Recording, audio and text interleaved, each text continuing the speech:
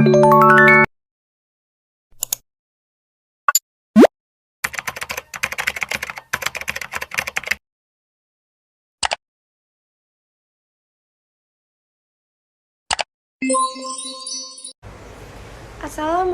warahmatullahi wabarakatuh. Saya Cindy Ayun Tias dengan NPM 224111180, kelas manajemen 22C. Di video kali ini saya akan menjelaskan materi ke-9 tentang keadilan kompensasi. Keadilan kompensasi merujuk pada konsep keadilan yang berkaitan dengan kompensasi atau penggantian atas kerugian atau ketidakadilan yang dialami seseorang atau kelompok. Prinsip ini menekankan perlunya pengganti kerugian atau kehilangan yang telah terjadi secara adil.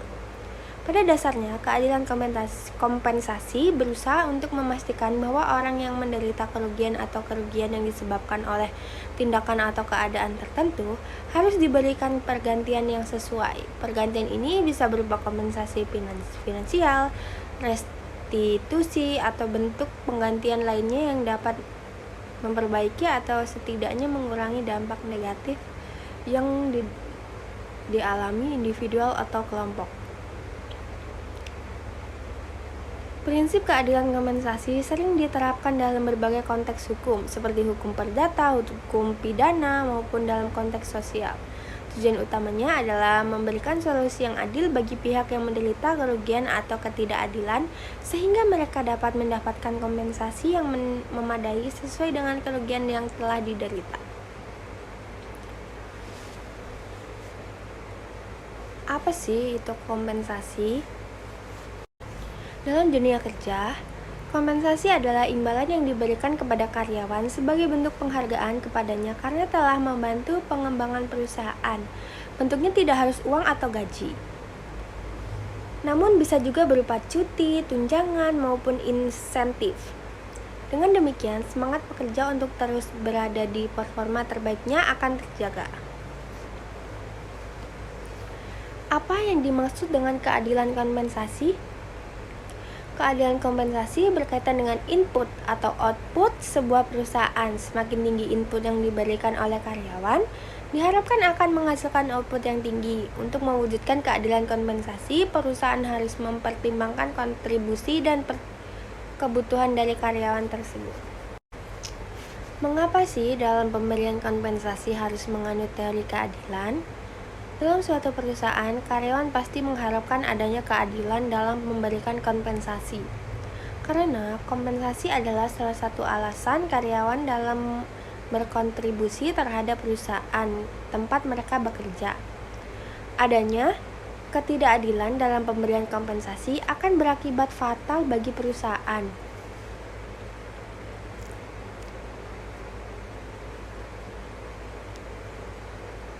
Nah, berikut ini saya akan menyebutkan bentuk-bentuk kompensasi.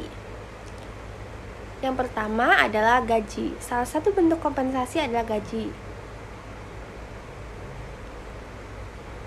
Imbalan satu ini diterima semua karyawan, hanya saja besar kecilnya berbeda, tergantung pada perjanjian kerja dan jabatan mereka. Perhitungan nominal gaji tiap karyawan biasanya dihitung menurut jam atau hari dan kemudian diakumulasi untuk diberikan sebulan sekali. Di luar gaji pokok, salah satu bentuk kompensasi adalah uang lembur. Adapun cara menghitung upah lembur sejam yakni mengalihkan 1/175 dengan upah sebulan. 2. Tunjangan, yakni imbalan dalam hal-hal yang tidak berwujud seperti asuransi. Tujuan pemberiannya yakni sebagai upaya melindungi hak-hak dasar para pekerjanya sekaligus menjadi nilai plus perusahaan. Yang ketiga, insentif, yakni tambahan gaji sebagai penghargaan atas peningkatan produktivitas pekerja, misalnya ketika terjadi kenaikan penjualan atau keuntungan. Keempat, fasilitas. Contohnya adalah mobil kantor, area olahraga, atau membership tertentu sesuai dengan kemampuan perusahaan. Berikutnya, manfaat kompensasi. Selain merupakan wujud penghargaan perusahaan kepada kinerja karyawannya, beberapa manfaat kompensasi adalah sebagai sarana penyemangat mereka dalam bekerja. Biasanya ketika perusahaan menetapkan target disertai intensif tertentu, produktivitas para pekerja akan semakin meningkat. Dengan demikian, proses bisnis bisa berjalan lancar. Selanjutnya, tujuan diadakannya kompensasi. Yang pertama, mempertahankan karyawan berprestasi. Yang kedua, memperoleh karyawan berkualitas. Yang ketiga, menjamin keadilan di lingkungan perusahaan. Yang keempat, memotivasi terjadinya perubahan baik. Kelima, membentuk legalitas administrasi. Keenam, mengefisiensi biaya. Berikut ini adalah jenis-jenis kompensasi. Yang pertama, kompensasi langsung. Merupakan jenis imbalan yang diberikan oleh perusahaan secara langsung dalam bentuk bantuan finansial. Contohnya adalah gaji pokok, uang lembur, bonus, laba, dan komisi perusahaan dan kondisi penjualan.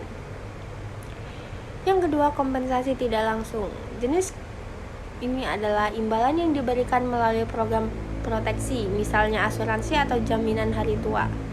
Yang ketiga, kompensasi non-finansial adalah imbalan yang diberikan dalam bentuk selain gaji, komisi, atau uang. Biasanya, perusahaan akan memberikan dalam bentuk promosi jabatan, kenaikan pangkat, tanggung jawab baru, atau sebagainya. Selanjutnya, kriteria pemberian kompensasi. Yang pertama, beban pekerjaan. Biasanya perusahaan akan menyesuaikan jumlah kompensasi. Kriteria pemberian kompensasi yang pertama, beban pekerjaan. Biasanya perusahaan akan menyesuaikan jumlah kompensasi dengan tingkat kerumitan, kesulitan, dan keahlian yang dibutuhkan untuk menyelesaikan suatu pekerjaan. Jika karyawan harus memegang proyek rumit, tentu imbalannya juga lebih besar dibanding pekerjaan sehari-hari. 2. Sistem kompensasi. Cara untuk menentukannya besarnya adalah melalui beberapa sistem yang mendetail. Kriteria meliputi durasi, prestasi, dan jenis pekerjaan. Dengan demikian, perusahaan dapat memastikan berapa nominal untuk menghargai kerja keras sekaligus membeli motivasi kerja karyawannya. Kesimpulannya, keadilan dalam kompensasi melibatkan berbagai bentuk penyelesaian untuk memberikan ganti rugi yang sesuai dengan kerugian atau ketidakadilan yang dialami oleh individu atau kelompok. Bentuk kompensasi dapat meliputi aspek finansial, restoratif, non-finansial, restitusi, proporsionalitas, prosedural, dan restoratif. Penting untuk memastikan bahwa penentuan kompensasi memperlihatkan keadilan yang bersifat profesional dan memperbaiki kerugian yang dialami dengan cara yang sesuai. Itu saja yang dapat saya sampaikan pada video kali ini. Saya ucapkan terima kasih. Saya akhiri. Wassalamualaikum warahmatullahi wabarakatuh.